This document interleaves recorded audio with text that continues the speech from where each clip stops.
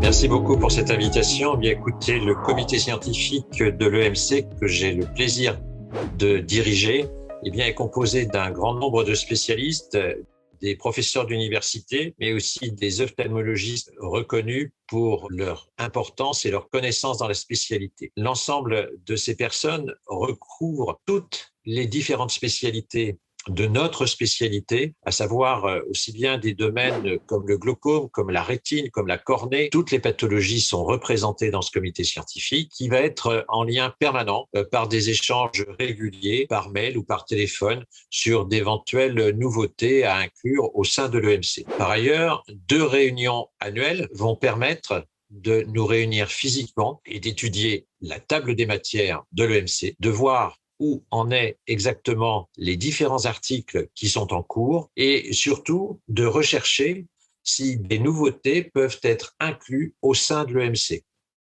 Au-delà de réviser les articles qui ont une durée de vie de 5 ans et de rechercher d'autres auteurs pour les mettre à jour, le comité va demander à chaque rédacteur une rédaction au-delà de l'article, d'un enrichissement sur le sujet qu'ils doivent traiter, par un certain nombre de vidéos, par des cas cliniques, mais aussi par des images dans l'exercice de notre profession. Et tous ces éléments, tous ces enrichissements vont venir sur la plateforme électronique de l'EMC où les lecteurs pourront venir compléter leurs interrogations, mais également pourront venir compléter l'article lui-même auquel ils ont accès au sein de l'EMC. Il faut savoir qu'au sein de l'EMC, les abonnés vont avoir accès à tous les aspects de la spécialité, aussi bien au domaine de l'anatomie, de la physiologie pour les étudiants,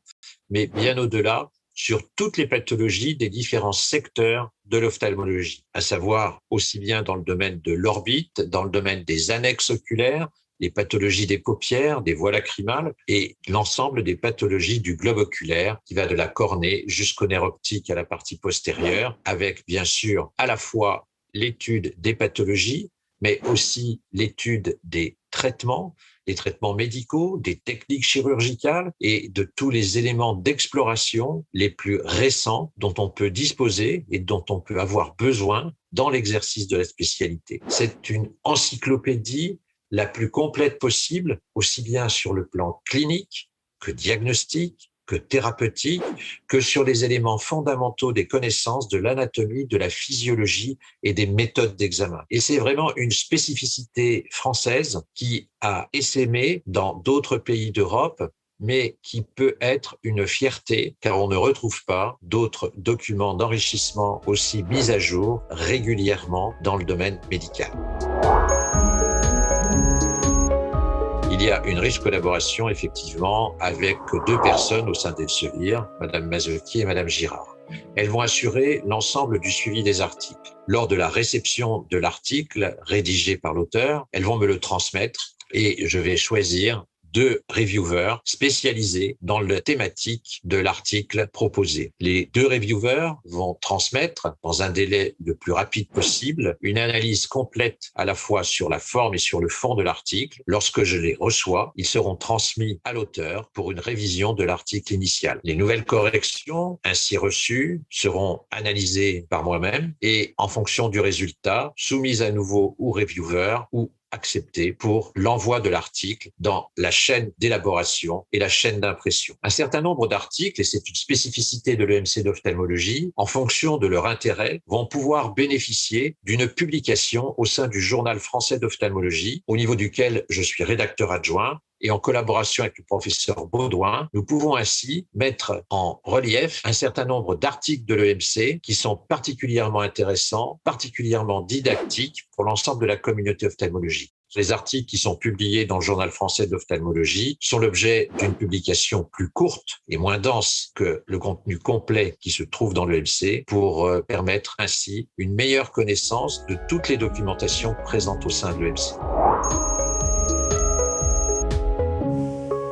Les thématiques que l'on peut retrouver au sein de l'EMC d'ophtalmologie, elles sont multiples. Elles vont de domaines très variés comme de la chirurgie de l'hypermétropie, en passant par toutes les techniques de chirurgie réfractive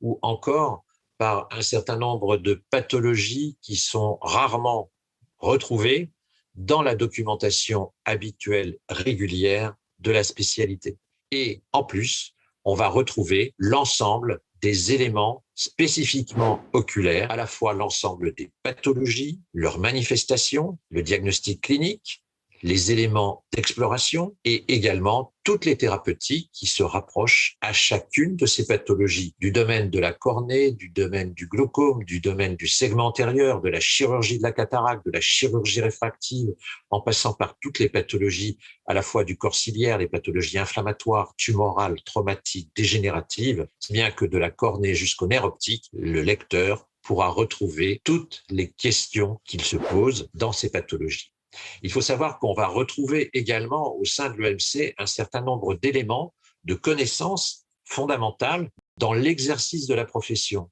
qui vont aussi bien de certaines questions comme œil et grossesse ou encore d'autres questions avec des pathologies plus rares de parasitose ou des pathologies à la fois de la surface oculaire ou encore du démodex au niveau des cils palpébraux. Le stade de l'étudiant qui va rechercher un certain nombre de données fondamentales de l'anatomie et de la physiologie, mais aussi le jeune interne qui va poursuivre ses recherches en recherche clinique, en recherche fondamentale. Il va retrouver un certain nombre d'éléments qui vont l'aider à développer ces différentes thématiques. Et bien sûr, dans l'exercice de la profession de tous les jours, de l'interne, en passant par le chef de clinique, y compris l'ophtalmologiste qui exerce tous les jours, eh bien, il pourra trouver l'enrichissement des nouvelles connaissances puisque grâce à cette mise à jour exercée par le comité scientifique, eh bien, il va pouvoir retrouver les dernières connaissances et les dernières mises à jour dans chaque pathologie. Alors, les nouveautés dans l'EMC, elles sont permanentes. Ces nouvelles thématiques, elles vont inclure un certain nombre d'éléments et en particulier les nouvelles techniques chirurgicales, les nouvelles techniques d'examen. Ces éléments vont être recherchés par l'ensemble du comité scientifique, mais bien au-delà, les nouveaux contextes sanitaires, en particulier la situation Covid que nous connaissons, sont bien entendu pris en charge au sein des nouvelles rédactions de l'EMC, au sein également des nouveaux conseils sanitaires et bien sûr des éléments éventuels qui pourraient retentir à la fois sur le traitement des patients ou sur la prise en charge de certaines affections.